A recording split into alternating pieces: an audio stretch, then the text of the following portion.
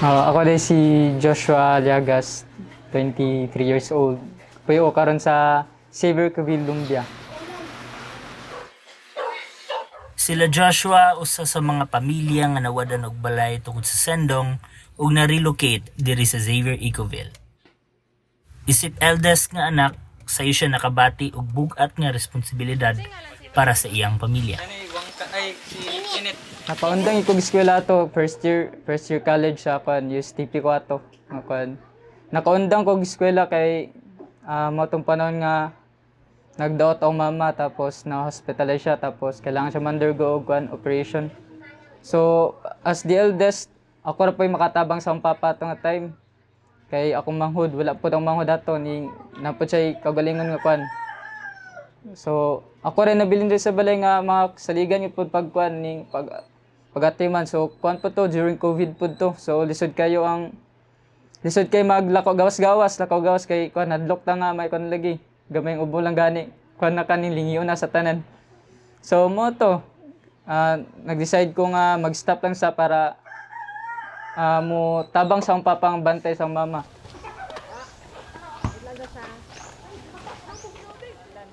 So kanang pataas dito nga Niagi na og laing-laing trabaho si Joshua. Karon, salesman siya sa usa ka branch sa sikat nga burger chain diri sa Lumbia, nga mas prefer niya kay Doolra. Pero before ani tanan, sila Joshua nagpuyo sa Makasandig.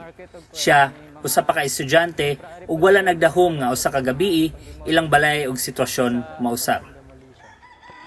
during sandong atong gabing dako kusog kayong ulan. So tapos na yung mga kaning early celebration sa Christmas. So na panaglipay tapos para nga gabi mo to nga halos kan tanan tulog tanan. So kay kanang ipangkapoy ana.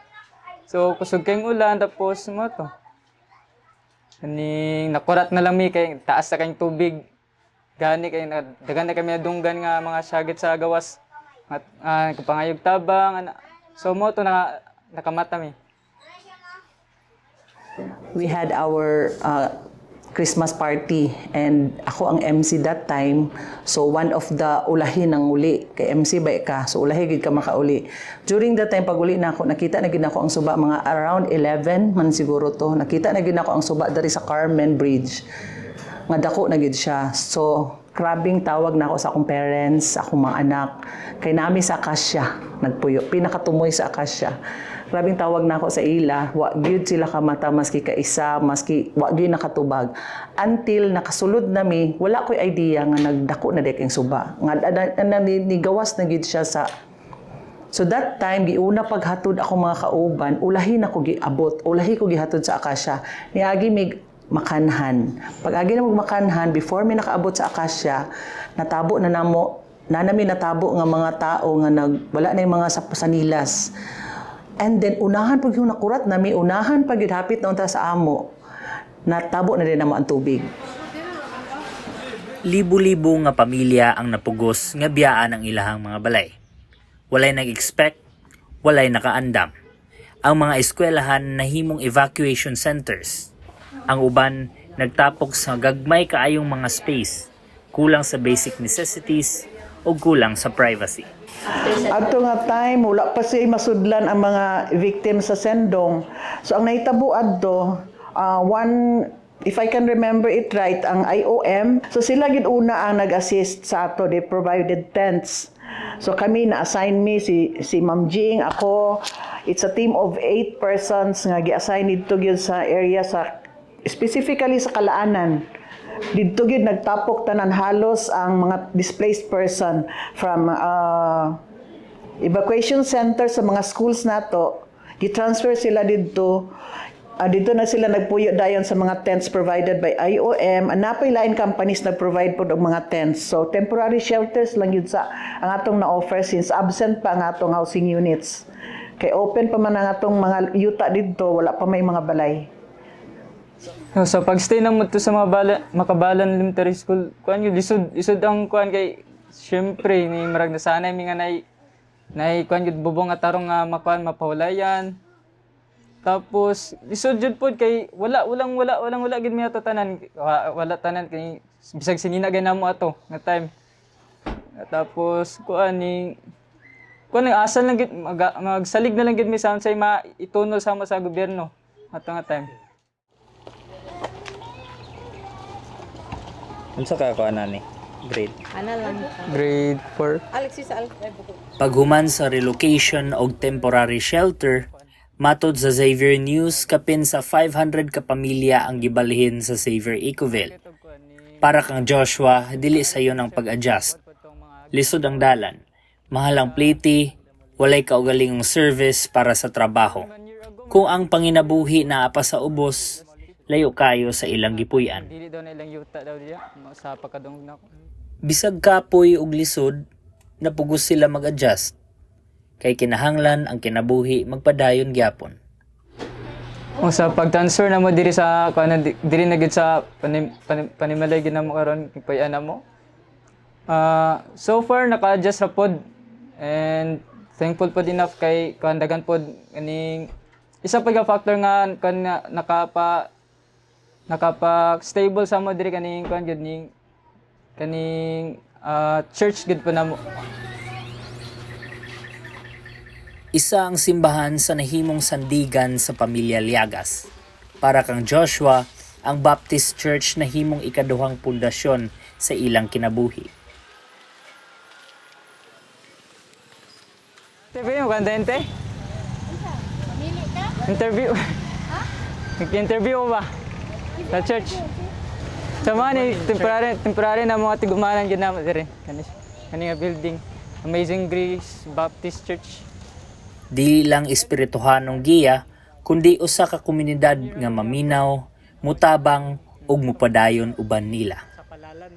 Kung walay support sa ilagid bitaw kay sa maragha kaning lisod ang kwan, lisod i-stabilize ang mind kay during gid ato nga panahon pagyud kay kwan kaning sa taganan ning magkuan ka ba nganong say nganong nahitabo tong nganong nga tong kuan sitwasyon na mo tapos basta lisod jud kayo nya gani sila murag na kuan mo ni sandigan ginamo para padayon Ginoo.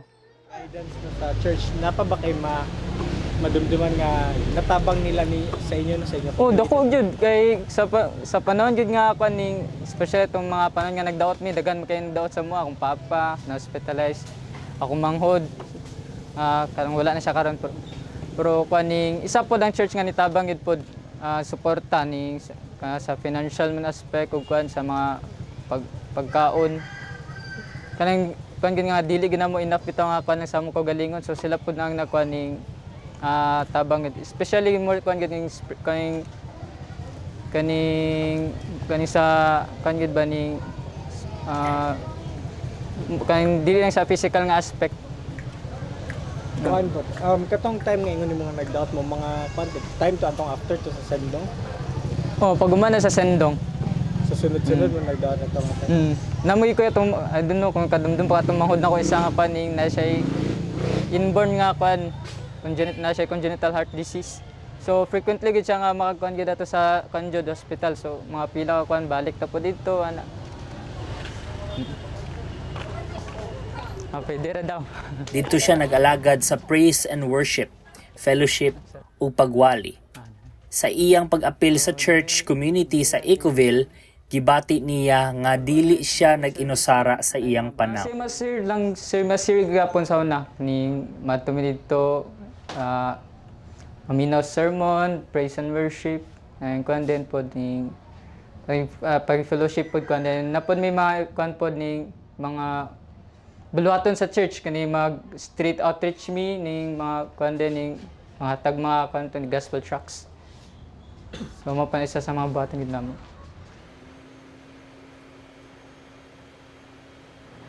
Sir, emergency. Ang the definition of relocation is you're building a new community. Not only the house, the structure, but all the facilities na ilang avail within a community. Di man mo na matawag community kung balay lang walay simbahan, walay market, walay ruta sa transportation, and everything, no? So, diha ta kay, of course, pag nanang balay, ipabalhin na diretso. But makita mo na to ang challenge yun. Kaya bisag ikaw, especially kung imong work, no? Ang imong work man yun ang number one reason. Anong gislaganahan? Like, kaning taga Makabalan Bonbon, they're working as porter, kargador, disappear. Kung imo nang ibutang sa Mambuaya, pila na may ilang kita, pamiliti lang daan. Di yun na, bisag na ibalay na dadto, di yun na mauli dadto. Tagaan ni mong livelihood, dili mo na ingon dayon nga ang ilang kita karon sa imong gatang livelihood, same na sa ilang ginagasto everyday. Di ba? Training pa, ngita pag-market, and then imo pa nang stabilize.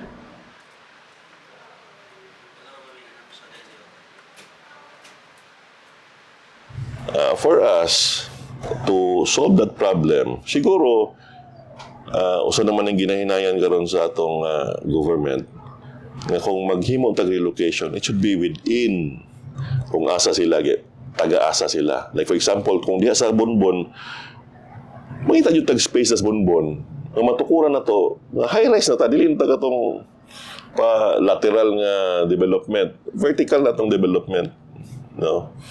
So high-rise, yan ang mga ang pareha sa uban nga nasod, no? Ingana na gyud. Dili na ta pwede mo adapt sa katong dadon na bukid dyan ito ipapuyo. No. Kita na to sa katong mga victim sa Sendong. Wala nag-work. Doon nag-work ang uban pero kabalo mo, dili na sila yung mga tagiya before. Ang real recipients still na diya sa mga areas kung asas laga po yung karon na. Gaskwat gyapon sila karon. So dumduman yun, ang nagkuhan rin ako, aning dalan dayon. Oh, mga dalan. Mas more accessible na siya karon. So naingon ginawa siya nga lisod siya sa una kay first thing gyud kay ang problema ginama aning travel gyud kabalo kita sa sitwasyon ni Lumbia sa una, di gyud siya tarong nga dalan. So tapos na paingon nga liti ang pamilitihan po sa una, grabe ka kwan, magastuhan gyud ka. Nya wala pa gid may kuan na to service gyud pod nga kuan. Ning kaugalingon nga service nga para makakuan sa panarbaho. So mao po to ang isa pod ganing pag-adjust gyud pod kay murag ganing lagi layo kay kuan jud. Tapos ang panginabuhi nara sa ubos. Sa akong experience no sa Konsolasyon kadtong nag-disaster campaign ang akong mga students, ang nag-house to house gid namo ang mga tao kay para kung naa magaling disaster at least aware sila ba kung unsa ilang angayan himuon. So kay ang mga tao magud lisod sila ipasabot nga ingani ang i-prepare, ingani ang himuon pag nanay disaster, mubalik gid gihapon na sila no sa kung asa sila kay lisod man nga malayo sila sa ilahang balay kay ang ilang balay duol raman kung asa sila gapanrabaho. So panalitan kung naa sila sa Konsolasyon, i-relocate nimo siya sa Lumbia, malayo siya sa Kugon Market, malayo siya sa Carmen Market kung asa sila gapanginabuhian. So magasto pa sila og pamliti, ana. So ang importante gid unta is matanawa na siya nga aspect ba sa local government, no, sa government mismo na ang mga tao kung na affected sa disaster, katong mga tao nga affected sa disaster, katong wala pa na affected sa disaster, apil unta gid sila sa pag-prepare, no, pag-decide kung unsa man ang angayan himuon every time na ay mga disasters. Kay ang kakahitabo mo gud karon, like for example sa atong city, ang kakahitabo is if naay bagyo, i-suspend lang ang classes. Pero kung dili suspend ang classes, kining mga communities affected pa gid gihapon sila sa kay ang mga systems wala man gihapon nag-change kanang murag mao-mao pa gid gihapon.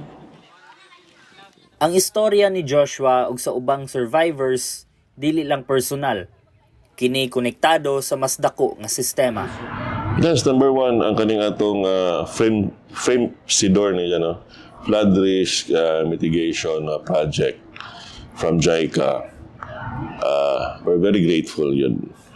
Ato na nakita during sa mga nilabay nga dagkong bagyo, especially sa Balulang o ganing sa makasandig nga side. Natong usually ginabaha nga mga community areas, wala na yun.